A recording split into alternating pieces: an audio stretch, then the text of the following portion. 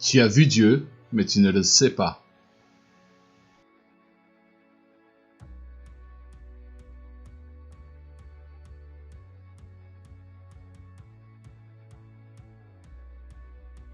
Les perfections invisibles de Dieu se voient.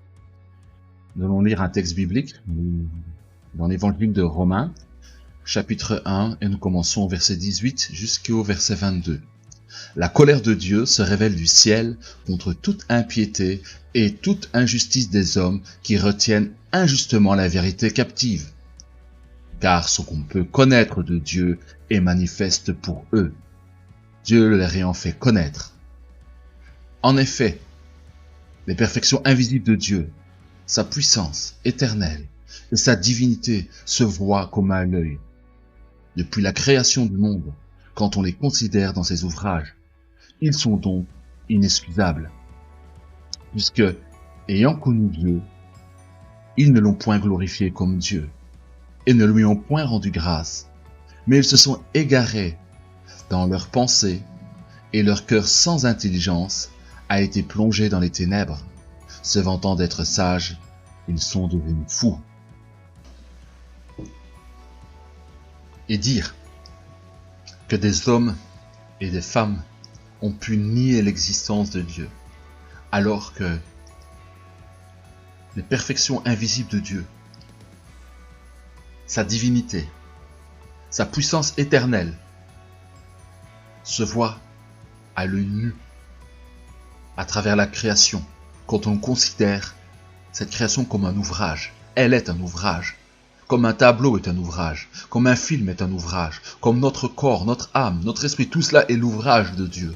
Il y a l'ouvrage des hommes, les œuvres des hommes, mais il y a l'œuvre de Dieu, et la création est l'œuvre de Dieu. C'est pour ça que Paul dira que nous avons connu Dieu. Tout homme a connu Dieu. En voyant cette première Bible, cette première proclamation de la divinité de Dieu que nous voyons à travers toute la création, Dieu se voit. Et pourtant, nous ne l'avons pas honoré. Nous ne l'avons pas rendu honneur et gloire.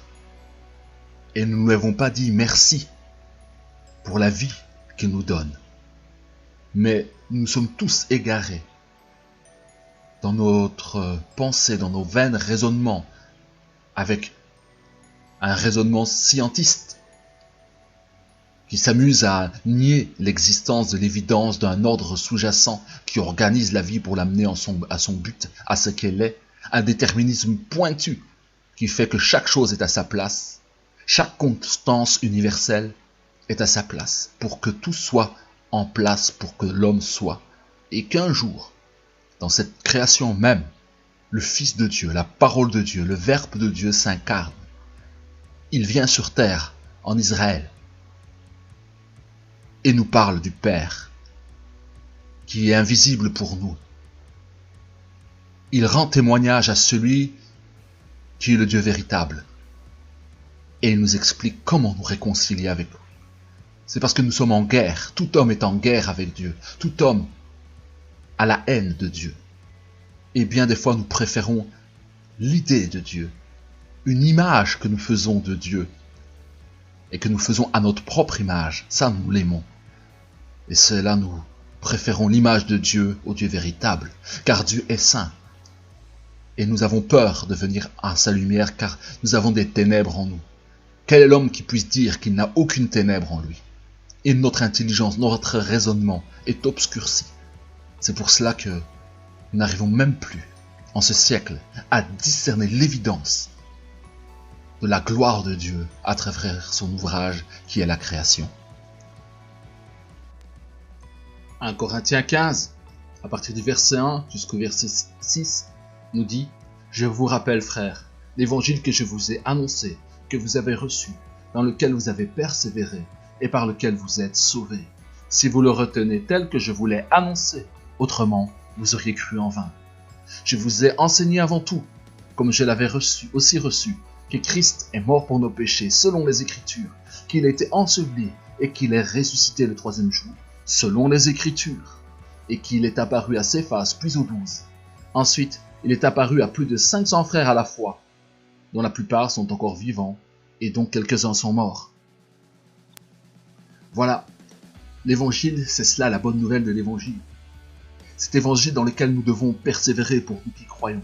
Toi qui ne connais pas encore cet évangile, qui ne sait pas encore quelle est l'ampleur de cette bonne nouvelle. Cette bonne nouvelle, c'est que Jésus-Christ, la parole de Dieu, qui est Dieu, qui s'est incarné, qui est venu, celui qui est le Messie, le roi des rois, le Seigneur des seigneurs s'est fait homme. Il s'est incarné, il a pris un corps de chair semblable au nôtre, semblable au corps du péché. Il est venu, il a parlé, il a accompli bien des prophéties. C'est pour cela qu'il a été reconnu le jour de sa venue. Mais il est venu pour une chose, il était venu pour mourir à la croix. Il est venu pour souffrir à la croix. Il est venu pour souffrir le châtiment qui nous donne la paix aujourd'hui. Oui, toi qui entends ce message, je t'annonce que le châtiment que tu méritais est tombé sur Jésus-Christ, qu'il a été condamné à la croix, qu'il a souffert, qu'il est allé 3 jours dans le séjour des morts et que le 3e jour, il est ressuscité plein de vie et qu'il s'est fait voir à plus de 500 personnes. C'est pour cela qu'en tout Israël et dans tout Jérusalem, le peuple a été bouleversé par le témoignage que la mort a été vaincue, que Dieu lui-même, le Fils de Dieu, parfaitement homme et parfaitement Dieu, est venu et qu'il a triomphé de la mort et de nos péchés. Voici, cette parole que tu entends te donne le pouvoir de devenir un enfant de Dieu, car tes péchés ont été expiés dans la mort de Jésus-Christ. C'est cela la bonne nouvelle. Il y a bien des détails, mais c'est cela qu'il faut aborder. D'abord, reconnaître qui est Jésus, qu'il est le Fils de Dieu, qu'il a été mis à la croix, qu'il est mort et qu'il est ressuscité. Et que donc Jésus-Christ est bien approuvé de Dieu, car il est le seul à être vivant. Il m'a parlé, il s'est révélé à moi dès que j'ai accepté son pardon. Que j'ai reconnu mes péchés et accepté son pardon. Il m'est apparu, il s'est révélé à moi, il s'est fait connaître à moi aussi. À toi aussi, tu peux le rencontrer. Et il veut se faire connaître à toi. Mais il se fera connaître à toi à partir de l'instant où tu reconnaîtras que Jésus-Christ est le chemin, la vérité et la vie. Et que tu comprendras qu'il t'a tant aimé, qu'il a porté tes péchés à la croix, qu'il les a expiés. Et que entre toi et Dieu, il n'y a plus de problème puisque Christ est ta réconciliation. Et qu'il est ressuscité, plein de vie. Et qu'il est prêt à te donner la vie éternelle, qui est dans l'esprit de vérité. Donc, mon Dieu, le Dieu de la Torah, le Dieu qui parle par les Écritures et qui se voit fort bien à travers sa création, il se rencontre. C'est un Dieu qu'on doit rencontrer, car c'est une personne. Et nous faisons la différence entre l'idée de Dieu et la personne de Dieu. Beaucoup de gens croient en Dieu, mais ils croient en une idée de Dieu, mais ils n'ont pas parlé avec Dieu, ils n'ont pas été en relation, mis en relation avec Dieu.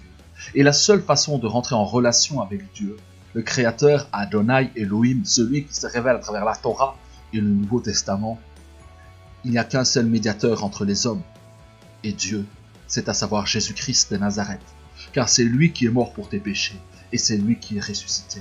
Donc voici la bonne nouvelle à toi qui écoutes, c'est que tes péchés ont été pardonnés. Dieu déclare juste celui qui a la foi en Christ. Plonge-toi dans les Écritures, lis, et en lisant et en écoutant les Écritures, la foi de Dieu te sera donnée, car cette foi est un don que Dieu donne à celui qui le cherche et qui le désire sincèrement.